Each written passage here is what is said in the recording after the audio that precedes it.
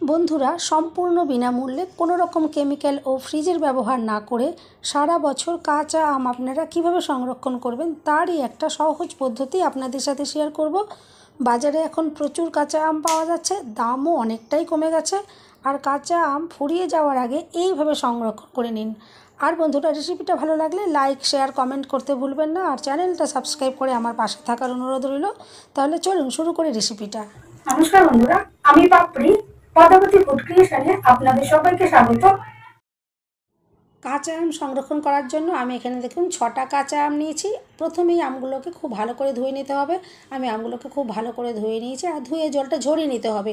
আপনারা যদি আধ ঘন্টা রেখে দেন এমনিতেই জলটা ঝরে যাবে। আর যেহেতু আমি সদ্য এক্ষুনি ধুয়েছি আর এখনই আমি রেসিপিটা তৈরি করব, সেই জন্য আমি এখানে দেখুন সময় যেহেতু নেই, আমি এই জন্য একটা শুকনো কাপড় এখানে নিয়ে নিচ্ছি আর কাপড়ের টুকরো দিয়ে এভাবে ভালো করে মুছে নিচ্ছি। আর প্রত্যেকটা আমকে কিন্তু এভাবেই ভালো করে মুছে নিতে হবে, যাতে আমের গায়ে কোনোভাবেই জল না থাকে। তাহলে কিন্তু সংরক্ষণ করে রাখার সময় অসুবিধে হবে, ভালোভাবে রাখতে পারা যাবে না। এভাবে জল ভালো করে আমি পুছে নিচ্ছি। প্রত্যেকটা আমের থেকেই কিন্তু এভাবে জলটা আমি পুছে নেব। এভাবে দেখুন আমগুলো সব আমি ভালো করে শুকনো করে পুছে নিলাম। আর এরপরে আমগুলোকে কেটে নিতে হবে। আপনারা কিন্তু যার যেরকম সুবিধা হবে সেভাবে কেটে নেবেন। বটি দিয়েও কেটে নিতে পারেন, আমি এখানে ছুরি দিয়ে কেটে নেব। দেখুন আমি এখানে ছুরি নিয়ে নিয়েছি, আমি ছুরি দিয়ে আমগুলোকে কেটে নেব। আর যেহেতু এখন আমের সিজন শেষ হয়ে আসছে, সেই জন্য কিন্তু আমগুলো দেখুন শক্ত হয়ে গেছে, কারণ এখন আমগুলো পেকে যাওয়ার টাইম হয়েছে, সেই জন্যে আমগুলো কিন্তু শক্ত হয়ে গেছে আটি, সেই জন্য মাঝখান থেকে কাটা গেল না। আমি সাইড থেকে এভাবে দেখুন কেটে নিচ্ছি। আর সাইড থেকে এভাবে কেটে নিলেও কিন্তু সঠিকভাবে এটা সংরক্ষণ করে রাখা যাবে, কোনো অসুবিধা হবে না। আর আমি এভাবে দেখুন একটু লম্বা লম্বা করে কেটে নিচ্ছি। আপনারা কিন্তু যেমন করে খুশি, যার যেরকম পছন্দ সেভাবেই কেটে নিতে পারেন। আমার যেহেতু একটু এরকমভাবে লম্বাভাবে কেটে নিলে ভালো লাগে দেখতে বেশি, আমি সেই জন্য একটু এভাবে কেটে নিচ্ছি। আর এই যে আটির অংশটা যেটা রইলো, আমি কিন্তু এই আটিগুলো দিয়ে ডাল বানিয়ে ফেলবো। আমি কিন্তু আটিগুলো এভাবে ফেলে দেবো না, আটির গায়ে অনেকটাই আম লেগে রয়েছে। আর এভাবে দেখুন আমি একে একে প্রত্যেকটা আম এভাবেই কেটে নেব। আর বন্ধুরা, এখন কিন্তু আম অনেকটাই কম দামে পাওয়া যাচ্ছে, আর এখন অনেক মার্কেটে প্রচুর অ্যাভেলেবেলও রয়েছে।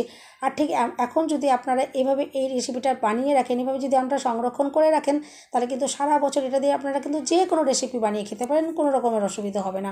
কারণ অফ সিজনে কিন্তু আমের দাম প্রচণ্ড হাই থাকে। আর এখন যেহেতু কম দাম, এখন যদি এভাবে তৈরি করে রাখেন তাহলে কিন্তু সারা বছর খুব অনায়াসেই আম খেতে পারবেন। আর এভাবে দেখুন আমি একে একে আমগুলো সব কেটে নিচ্ছি। সমস্ত আমগুলো দেখুন কেটে নেওয়া হয়ে গেছে।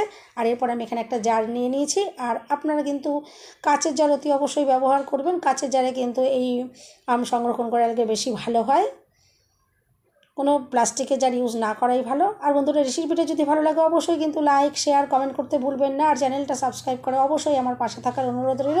আর বেল বাটনটা ক্লিক করে রাখবেন, যাতে আমি যখনই নতুন ভিডিও আপলোড করব সঙ্গে সঙ্গে নোটিফিকেশান সবার আগে আপনি পেয়ে যাবেন। আর এরপর দেখুন আমি প্রত্যেকটা আমের টুকরো এভাবে জারের ভেতর ভরে নিচ্ছি।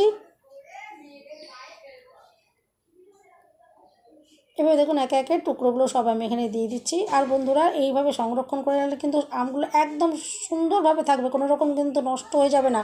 আপনারা কিন্তু অবশ্যই এইভাবে একবার ট্রাই করবেন, দেখবেন আপনাদের ভীষণ ভালো লাগবে। সারা বছর এটা দিয়ে আপনারা যে কোনো রেসিপি বানিয়ে খেতে পারবেন, কোনো অসুবিধে নেই। দেখুন আমের টুকরোগুলো আমি সব এখানে ভরে নিলাম।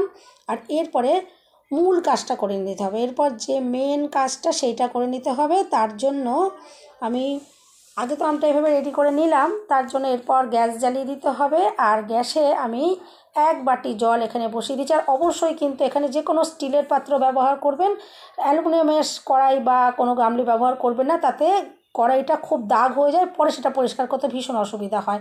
আর এখানে আমি দিয়ে দিচ্ছি 7 চামচ নুন। আর এরপরে আমি আরও এখানে 3 চামচ নুন ইউজ করছি, সেটা আপনাদেরকে দেখানো হয়নি। টোটাল 10 চামচ নুন আমি এখানে ইউজ করেছি। আর অবশ্যই কিন্তু নুনের ব্যবহারটা করবেন, কারণ এই নুন জল দিয়েই কিন্তু আমটা সংরক্ষণ করা থাকবে, তার জন্য কিন্তু আমগুলো ভালো থাকবে। দেখুন, আর জলটা এভাবে ফুটিয়ে ফুটিয়ে আমি হাফ করে নিয়েছি। আপনারা বাটিটা দেখে বুঝতেই পারছেন জলটা ফুটে ফুটে কতটা কমে গেছে। আর সাইডে দেখুন নুনের কীরকম দাগ হয়ে রয়েছে। ঠিক এইভাবে জলটা ফুটিয়ে হাফ করে নিতে হবে। আর হাফ করে এভাবে ফুটিয়ে নেওয়ার পর জলটাকে ঠান্ডা করে নিতে হবে। তার জন্য আমি অন্য একটা পাত্রে এটা জলটাকে ঢেলে নিলাম। আর এটা একদম সম্পূর্ণ যখন রুম টেম্পারেচারে চলে আসবে তখনই কিন্তু এখানে এটা দিয়ে কাজে লাগবে, এটা দিয়ে তখনই রেসিপিটা তৈরি হবে। আমি দেখুন জলটা এখন একদম ঠান্ডা করে নিয়েছি।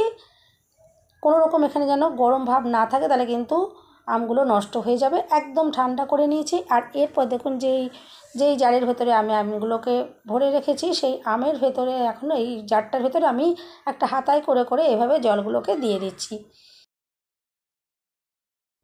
এভাবেই সম্পূর্ণ জারটা আমি জল দিয়ে ভর্তি করে নেবো। আর সম্পূর্ণ জারটা ভর্তি করেই কিন্তু জলটা দিয়ে দিতে হবে। আর বন্ধুরা অবশ্যই কিন্তু এই রেসিপিটা একবার বাড়িতে ট্রাই করবেন, দেখবেন আপনাদের ভীষণ পছন্দ হবে।